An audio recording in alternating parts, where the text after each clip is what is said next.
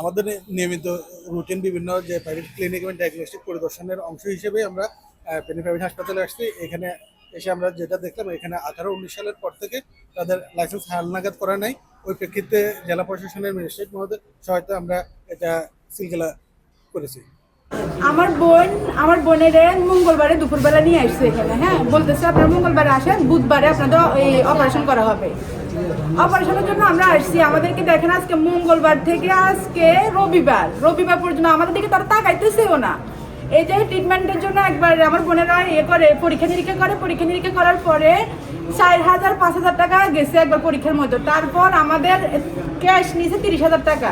তারপর আবার কালকে এখানে ওটিপিতে ঢুকাবে, ওই সময় আমার থেকে 11,000 টাকা শুধু ওষুধ সেগুলো বকচকর এগুলো নিচ্ছে। খাবার 3 দিন বন্ধ, দিনে রাতে 24 ঘন্টা করে আপনি হিসাব করেন 3 দিনে কত ঘন্টা হয়। ওর খাবার বন্ধ করি, এবার মাগরিবের উঠতে বলে যে কি দেন খাবার দিয়ে দেন, আজকে অপারেশন হবে না। এরকম মানে ওনাদের খেলা এমন ভাবে খেলতেছে, মানে বুঝে যেতেছে না, বুঝছেন? মনে হচ্ছে যেন সদর হাসপাতালে আছি আমরা। ওনারা আমাদের অপারেশন না করলে বলে দিব যে অপারেশন করতে পারবো না। হ্যাঁ, এত কষ্ট করে আমরা এত টাকা পয়সা নষ্ট করার মানে হয় বলেন তো? ওনাদের কাছে যখন জিজ্ঞেস করতে আসি কখন অপারেশন করবেন, এখানে যারা বসেন ওনারা বলে যে কি আমাদেরকে তো কিছু বলে না, আমরা জানি না, আপনার যদি বেশি প্রয়োজন হয় আপনি ডাক্তারকে জিজ্ঞেস। তো ওনারা কেন বসে রয়েছে জিজ্ঞেস করার জন্য? আমার প্রশ্ন হচ্ছে যে এটা ওনারা যদি নাই জানেন, আমরা যখন ফাইলটা এখানে নিয়ে আসছি অবশ্যই ওনাদের উচিত যে ডাক্তারের সাথে পরামর্শ করা, যে এই রুগীগুলো আছে অপারেশন করতে হবে কি করতে হবে না সেটা ডাক্তার ডিসিশন দিবে ওনাদেরকে। তারপর ওনারা আমাদেরকে যে কোনো একটা পরামর্শ জানাবেন। এখন তো আমি আসছি অপারেশন করার জন্য ভর্তি করাইছি। এখন কিন্তু ওনারা আমাদেরকে এখন নির্ধারিত কোনো টাইম দেন নাই যে অমুক দিন অপারেশন করবে। 3 দিন হয়ে গেছে বসে রয়েছি, খানা খাইতেছি, কি একটা অবস্থা। আমি দোকানদারি ভালো এসেছি, দোকান বন্ধ। ওরা আমাদের দেশে ক্যাম্প বসাইছে, বলছে যে কি বিনা চিকিৎসা ওরা আমাদেরকে চিকিৎসা করবে।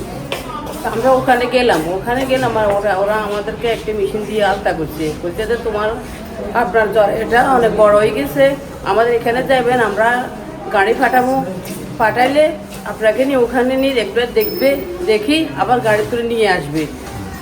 তখন আমি বললাম ঠিক আছে, তো অমুক দিন আসবে, 7 তারিখে যাইলে আমরা সব অপারেশন করে দিব।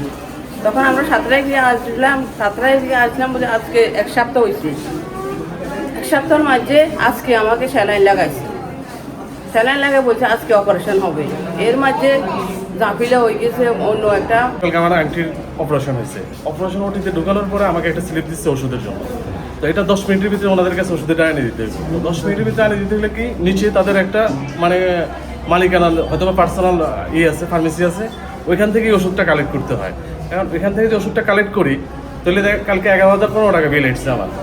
একটা ওষুধ ওটি থেকে ফেরত আসেনি, যা দিচ্ছে তাই তারা বলতেছে এগুলো কাজে লাগে গেছে। আমি যে ফেনী থেকে যে আনবো বা এখানে 11,000 টাকা, ফেনী থেকে 11,000 থেকে কম না বেশি, এটার কোনো জাস্টিফাই করার কোনো সুযোগ নেই। এখানে 10 মিনিট আগে আপনাকে হাতে স্লিপ ধরা হবে যে 10 মিনিট আছে, আপনি ওটিতে রুগী ঢুকে গেছে, ওষুধ তাড়াতাড়ি নিয়ে আসা। গতকাল যে কনস্টেবল একটা রুগী নিয়ে আসছে, আমরা ওটা জানতে আসছি। ওটা জানার পরে ওনাদের হয়েছে। আর আমাদের একটু গাফলা আছে, আমাদের মাদক লাইসেন্সটা কমপ্লিট হয়নি। মাদক লাইসেন্সটা কমপ্লিট না হওয়ার কারণে আমাদের মূল লাইসেন্সটা এখনও কমপ্লিট হয়ে আসে না। এটাই আমাদের গাফলা হয়েছে, আর কোনো কিছু পাইনি।